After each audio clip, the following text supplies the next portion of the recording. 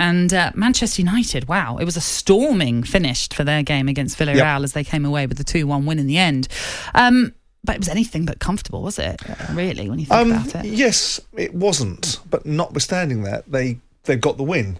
And you could say that being on the front foot until the 95th minute is reminiscent of how Manchester United have played throughout the tenure of Alex Ferguson. They never get done until the final whistle has been blown. Sure. So whilst you look at it and say Villarreal could have been out of sight in the first half, they weren't. So it's academic they could have been, they weren't. And whilst you could look at Man United and say there's lots of things about them at this moment in time that aren't cohesive, they aren't firing on all cylinders, they aren't a particularly good side, and they haven't beaten anyone that vaguely resembles real competition right now.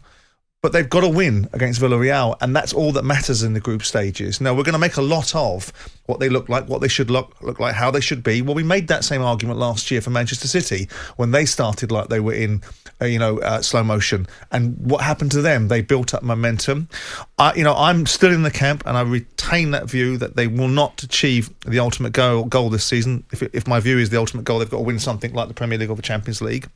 But I think to suggest that we just pile in, Ronaldo was bought to do things like this. This is what he will do. And we will see if he'll continue to do that all season. He probably, most likely will.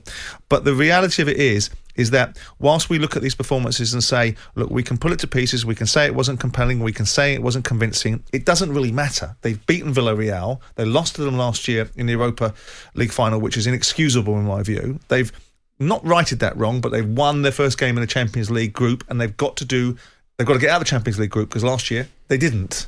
So for me, whilst it's not compelling, whilst it's not vintage Manchester United, and whilst it's probably going to be a decade before they win the Premier League, if United fans are comfortable, then us on the outside throwing the brickbats in should perhaps wind our necks in a little bit about the style of play, because a win's a win's a win.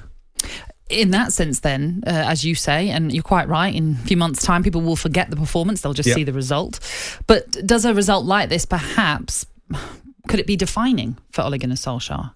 In the sense of coming back from behind in a game that, for a large part of the game, they were second best to Villarreal. But the fact that they came away with those 3 points and got those 3 points on the board for the first time in the Champions League as well could be a defining turning point. They're playing at home, and I know that currently, at this moment in time, the argument is they don't play very well at home, but they had the fans behind them. The fans should pull them to some extent back into the game. They've got an embarrassment of riches on the pitch offensively to be able to put teams to the sword. Yes, of course, only being able to score. You could put the argument that nicking it in the last minute gives you one set of thinking. The other set of thinking is how much more talent do you have to get on the pitch to actually score goals? Because you're in a situation where there's an absolute embarrassment. It's an imbalance. They're an easier side to play against than a lot of people would think they would be because of some of the personnel on the pitch. But when you're trying to shoehorn players into a team to make sure everyone's happy, then you're going to have that sort of scenario. Defensively, they don't look great, and they've made signings to be able to fix that problem. That would be a bigger concern for me. But the win, for me, is the most important thing. Does it define anything? Well, it's something that Ole Gunnar Solskjaer can double down on. We embody the spirit of Manchester United, and one of those things was we never give up. We don't stop fighting until the fight is done. And the fight isn't done until the final whistle. And to get a goal in the 95th minute tells you that they're still in a position to go at teams and want to go at teams. So the fact that Ronaldo's on the pitch in the 95th minute, maybe he didn't have a lot to do, so he's got bags of energy. But the point is that that's what he was brought here for, to make these differences in these games. Will he make these differences? If you look at the resolute performance that PSG put up defensively against Manchester City, if you look at the performance Juve put up against Chelsea when Chelsea had 70-80% of the possession, and ask yourself, in those games, will Ronaldo be able to make a difference? Some people will say, shut up. Of course he will. He's done it for his entire career. But time will tell. But I don't look at this as an opportunity. I've had plenty of opportunities to wade in on Manchester United. I don't look at it as an opportunity because my motivation isn't to wade in. It's to be pragmatic, to look at fact over sentiment. Sentiment is he's a really nice bloke and United fans like him. Reality is your job is to win something, and if you don't, you're there for criticism.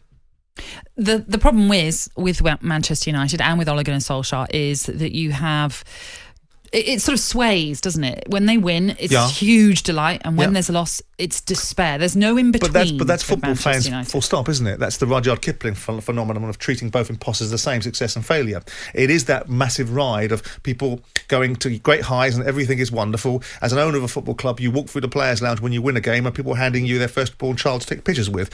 When you lose, you're the devil incarnate. Did you have that? Yeah, absolutely. You're the devil incarnate. And the same thing applies to teams.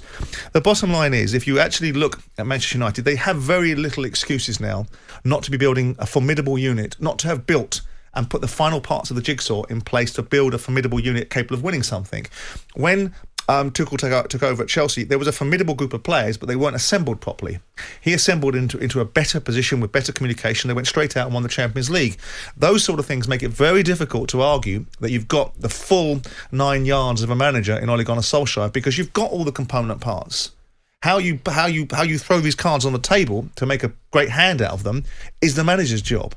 And currently we're looking at a side that is getting past in games. It got past West Ham with fortune on its side, even though they were the more potent side and probably deserved to win that game. But West Ham were also very good in that game. They've got knocked out of the Carabao Cup. I don't jump on the media hyperbole about young boys, because they're in the Champions League because they merit to be there. They've beaten Tottenham previously, and United got a player sent off. All those things come into play, and yes, they should have managed that game out. But I don't look at this as an opportunity to say, and I don't look at it as a defining moment either. I don't think it's anything. It's not either. It's a win in the Champions League, up and onwards. So another game for you, simply. But exactly. had they have lost, and I know it's always silly to sort of say these conversations because they didn't, but had they have lost last night, would we be sitting here thinking this could potentially be the final nail in the coffin? The nail in the coffin, absolutely. Yeah. Well, for all the naysayers, for people that want to wade in based upon the fact that 6 games and 2 Champions League games, and of course you'd have to say that if you're United and you've lost the first 2 games in the Champions League, you're going to find it very difficult to be able to get out of this Champions League group. So you're going to have now knocked yourself out of 14 of the tournaments that he could have been winning in, because he's been in situ for 3 seasons, which gives him 4 opportunities a season. He's now into his 2nd season. If they lose 2 games in the Champions League gone, most likely. The League Cup's gone. So that's 14 tournaments that you've been in that you've not got anywhere near winning. 2nd in the Premier League, and a poor Premier League last year doesn't, to me, count for anything besides a false image. So yes, potentially it could have been threat, but given that he seems to be bulletproof, and given the fact that he seems to have an absolute doubling down from those in situ, that he didn't have to win anything in the first 3 years, he didn't have to do anything other than build a side, that argument's going to run thin soon. It didn't run thin yesterday because the hypothesis of if they had lost isn't relevant. Yeah. But to go to the reality of it had have been, well, it's difficult to keep making these arguments for him if you're those that want to defend him. If you get beat twice in the Champions League, and one of those games, was the same team that embarrassed you by taking away a cup that you should have won in the Europa League, and the Europa League, that they were in the final of against Villarreal, then you start to look at yourself and say, well, hang on a second, what are these decisions being made for? Why are we continuing to give this guy this amount of latitude? But he didn't lose, so we move on. Well, we do move on. You're quite right, because it was the first 3 points on the board for Manchester United last night. Different story for Chelsea, of course, who lost to Juventus. Jim White and Simon Jordan, Monday to Thursday morning, 10 till 1.